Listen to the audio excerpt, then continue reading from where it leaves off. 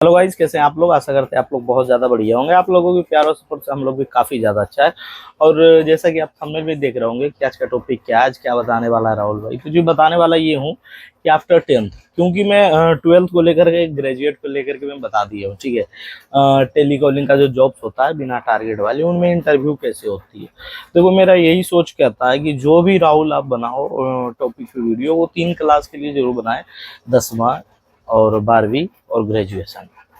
तो मैं इन तीनों के लिए सोचता हूँ कि मैं बनाया ही करूँ, अधिकांश वीडियोस का टॉपिक रखूँ तो तीनों के लिए बनाया जाए। तो उन्हीं में से एक फिर से मैं बात करने वाला हूँ, टेली कुकिंग की जॉब जो होती है विदाउट टारगेट वाली, वो हमें कैसी कैसी मिल जाती है भाई। अगर जो मेरी क्वालिफिकेशन 10th पास हो, तो मैं विदाउट टारगेट की जॉब अगर जो करूँ तो देखो ब्रदर, टारगेट और विदाउट टारगेट की जॉब आप समझ ही गए होंगे। जिसमें टारगेट नहीं हो, मतलब ये कि जिसमें हमें उधर से ही कॉल आ गया, वो हो गया विदाउट टारगेट वाली में, ठीक है। कि हमारे पे कोई रिस्क नहीं है, इतना कॉल अटेंड करना ही करना है, इतना लोगों को कस्टमर को लाना ही लाना है, क्योंकि वो हमें कर रहे हैं कॉल। तो भाई मैं कहाँ से कैसे क्या कर सकता हूँ। तो अगर जो ऐसा है तो समझो विदाउट टारगेट है। अगर जो हमें होता है करने का कॉल है कि जी सर क्रेडिट कार्ड लेना चाहेंगे सर, हमारे पास SBI का या HDFC का, ICICI का क्रेडिट कार्ड लेना चाहेंगे सर, तो इन सब चीज़ों के लिए होता है खुद से करना। या फिर सर सेल आया हुआ इस कंपनी में, तो उस कंपनी में आप सर परचेस करना चाहेंगे सर, वगैरह वगैरह, इसके लिए हम लोग कॉल करते हैं, ठीक है।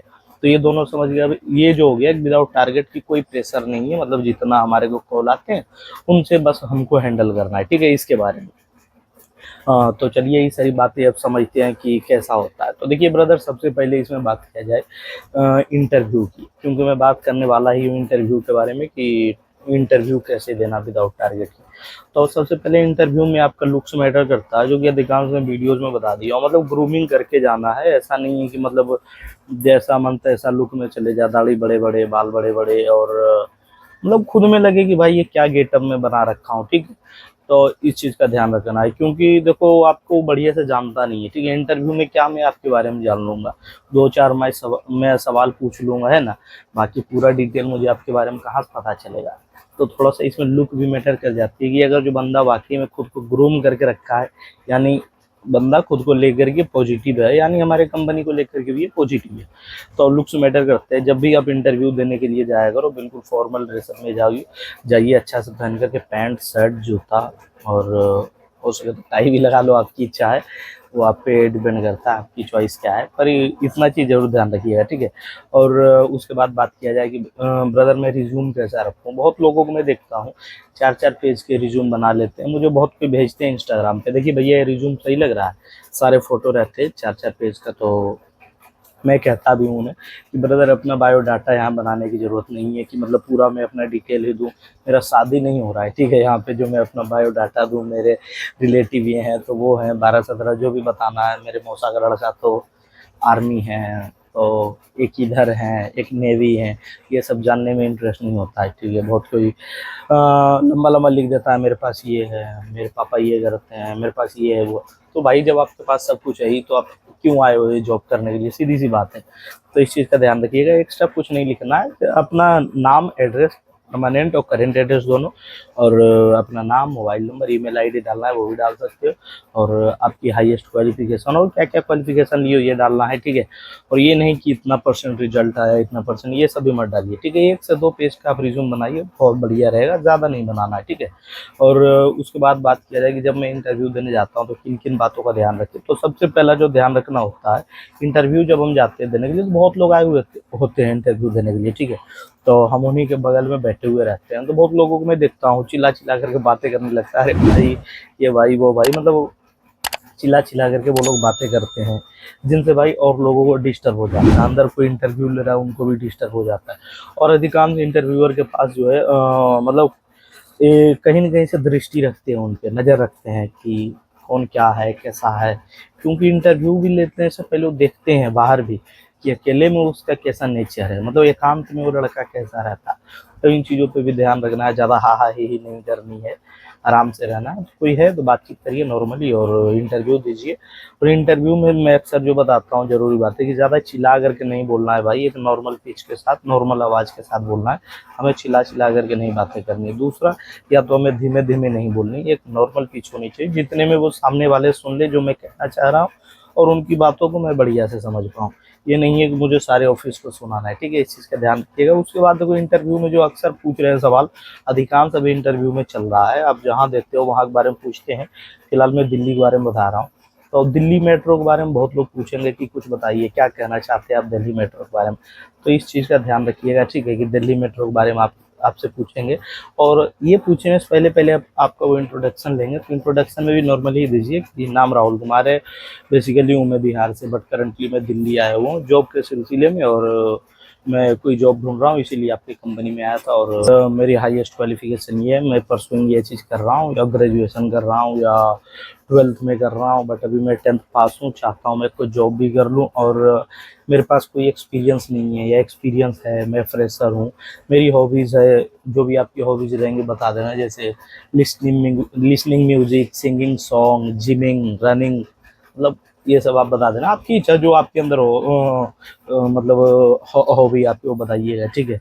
और एडिशनल नॉलेज में क्या क्या स्किल है आपके पास, जैसे कम्युनिकेशन स्किल, तो बहुत कोई करते हैं क्या, डीसीए सारे बताते हैं। स्पोकन का बहुत कोई बताते हैं कि इंग्लिश स्पोकन कोर्स किए हैं, जो भी है वो आप बताइएगा, ठीक है। उसके बाद ही पूछेंगे आप दिल्ली मेट्रो के बारे में बताइए, ठीक है। ये भसाव घाट वाला क्वेश्चन है, जाने से पहले एक चीज़ जान लेना, ठीक है। इसको ध्यान रखना कि क्या क्या इसको मुझे बताना है दिल्ली मेट्रो के बारे में, ठीक है जी। बात किया जाए इनमें क्या सैलरी मुझे मिलती है ब्रदर, अगर जो मैं 10th पास के बाद जा रहा हूँ बिना टारगेट वाली जॉब करने के लिए, तो इंटरव्यू के बाद आपसे वो पूछेंगे कि आपकी सैलरी एक्सपेक्टेशंस क्या है, तो एज पर द नॉर्म्स कह देना आप, ठीक है। और बाकी मैं आपको बता देता हूँ कि क्या रहेंगी आपकी सैलरी लगभग लगभग। अगर जो आप 10th पास हो और विदाउट टारगेट वाली जा रहे हो, 13-14 हज़ार रुपये आपकी सैलरी रहेंगी। और डिपेंड करता है कंपनी टू कंपनी, कोई 10 भी देंगे, कोई 12 भी देंगे, तो कोई 20 भी देंगे। किस कंपनी के लिए आप चाह रहे हो ये भी मैटर करते हैं, ठीक है। और कितने देर का वर्क है ये भी मैटर करते हैं। वैसे बेसिकली देखा जाए तो वर्क जो है लगभग 8 से 9 घंटे की ड्यूटी होती है। 8 से 9 घंटा की ड्यूटी, बहुत कोई 8 घंटे के रखते हैं, बहुत कोई 9 घंटे के रखते हैं, जिसमें 1 घंटा लंच टाइम। कोई 8 घंटे के रखते हैं तो आधे घंटे का लंच टाइम दे देते हैं। तो ऐसे चलता है जी, मतलब वो कंपनी टू कंपनी डिपेंड करता है। और बाकी बात किया जाए क्या ड्रेस कोड जो चलता है, ड्रेस जो चलते हैं, उनके लिए कोई पैसा वगैरह देना है? नहीं, कोई पैसा नहीं देना है, वो आपको खुद कह देंगे आप ये ड्रेस आप सिला लीजिए, व्हाइट शर्ट ब्लैक पैंट या जो भी हो उनका बता देंगे वो, ठीक है। तो इस चीज़ का ध्यान रखिएगा। अगर जो कोई पैसा मांग रहा है तो भाई वो आपकी जिम्मेवारी है, आप फंस हो गए पैसा दे करके, फिर कहोगे राहुल भाई हमसे इतना ठग लिया, हमसे इतना ठग लिया। इन चीज़ों का आपको ध्यान रखनी है कि 1 भी रुपये फालतू का नहीं देना है। बात किया जाए हॉलीडेज़ की, तो वीक में एक फ्री डे मिलेंगे आप लोग। बात किया जाए कि क्या क्या आप डॉक्यूमेंट लगेंगे, तो डॉक्यूमेंट में बात किया जाए तो आपका तो 10th का जो है सर्टिफिकेट लगेगा, आपका पैन कार्ड लगेगा, आपका आधार कार्ड लगेगा, और आप जहाँ रह रहे हो वहाँ का रेंट एग्रीमेंट या फिर बिजली बिल आप जमा कर सकते हो, ठीक है, ये लगेगा। और बहुत जगह इंटरव्यू के बाद जो है चलता है ट्रेनिंग। जैसे हम फ्रेशर है या एक्सपीरियंस है जो भी रहे, उनका जो है चलता है ट्रेनिंग। ट्रेनिंग मतलब ये है कि जैसे आप कहीं कर रखे हो जॉब कॉल सेंटर पे, ठीक है, और हमारे कॉल सेंटर का जो बात है वो डिफरेंट है। हमारा जो पिच है, हम जो आपको कहेंगे बात करने के लिए, जैसे हेलो सर नमस्कार, मैं राहुल कुमार बात कर रहा हूँ इस कंपनी से, सर भी आपसे, तो ये सब जो बोलना होता है बहुत सारी कंपनी का डिफरेंट है। तो वो चाहते हैं सीखिए, तो लगभग 2 से 3 दिन वो ट्रेनिंग कराते हैं। तो आप एक चीज़ जरूर पूछिएगा कि सर ये जो ट्रेनिंग होगी वो पेड है या नॉन पेड है। पेड मतलब कि उसकी भी सैलरी में पैसा ऐड होंगे या फिर वो फ्री है, फिलहाल मैं 3 दिन कर रहा हूँ ऐसे ही, उसके कोई भी पैसे नहीं ऐड होंगे, ये जरूर पूछ लिया कीजिएगा, ठीक है। और अगर जो एक्सपीरियंस हो तो आप फिर तो अपना, जैसे कि बात किया जाए सैलरी की एक्सपीरियंस के बाद, तो आपकी इच्छा पे डिपेंड करता है। आप डिमांड कर सकते हो मुझे इतना सैलरी चाहिए, मैं जहाँ जॉब कर रहा था वहाँ मेरी सैलरी 15 थी, अब मुझे 17 चाहिए, आप दे सकते हैं? बताइए, देना होगा तो ले दे सकते हैं। आपको लगेगा देख करके कि इनको देना चाहिए इतना सैलरी, वो दे देंगे। अगर जो उन्हें लगा नहीं इतना सैलरी नहीं दे पाऊंगा इसे, तो वो बोल देंगे we will let you know. तो अगर जो ये बात कहते हैं तो कोशिश करिएगा अपनी हैंडल कर लो, ठीक है जी फिर 15 में ही मैं कर लूँगा। एक चीज़ का ध्यान रखना, ये नहीं कि ठीक है कोई नहीं, आप कॉल करके बता देना, क्योंकि अगर ऐसा हुआ तो समझ लो बहुत कम चांस होते हैं कि आपको कॉल आए। जैसे ही कर देंगे ना कि आपको कॉल करके बताते हैं, समझ जाना आपको, मतलब वो नहीं वो रख पाएंगे जो, या तो आप इंटरव्यू में फेल हो गए या तो वो सैलरी वो नहीं दे पाएंगे, ऐसा है, ठीक है। और उम्मीद करते हैं जो जो मुझे समझाना था आई थिंक मैं समझा दिया हूँ। जब भी इंटरव्यू देने जाइए बिल्कुल कॉन्फिडेंस के साथ रहिए, ज़्यादा डरिए मत इंटरव्यूअर के सामने। बहुत लोगों के साथ मैं गया हूँ इंटरव्यू दिलवाने, कुछ बोल ही नहीं पाते हैं जब वो सवाल पूछते हैं आप अपने बारे में कुछ बताइए, समझ में ही नहीं आता है कि क्या बोलना है क्या बोलना है, कुछ नहीं आता है समझ में, ठीक। बहुत सारे लोग ये भी पूछ लेते हैं आप खुद को कहाँ देखना चाहते हैं 2-4 साल बाद, तो ये भी वो लोग नहीं समझ में आते हैं, क्या बताऊँ क्या बताऊँ। सबसे सिंपल आंसर, एक रिस्पेक्टेड पोजीशन पे खुद को देखना चाहता हूँ, बस प्यारा सा जवाब। उनको भी समझ में आ जाएगा हाँ ये सही जवाब है, आप भी कंफ्यूज नहीं होंगे। एकदम कॉन्फिडेंस के साथ रहिए, डरना नहीं है भाई, फेल हो गए तो क्या दिक्कत है, दूसरा जगह भी इंटरव्यू देंगे और जगह हायरिंग चलेगी वहाँ जाएंगे, ऐसा है जी। ठीक है, अच्छा लगा वीडियो तो लाइक करिए, और अच्छा लगा तो कमेंट करिए, और अच्छा लगा तो अपने दोस्तों से शेयर करिए, और अच्छा लगा सब्सक्राइब करके सपोर्ट करिए। चलिए जय हिंद दोस्तों, बाय, मिलते हैं किसी और वीडियो में।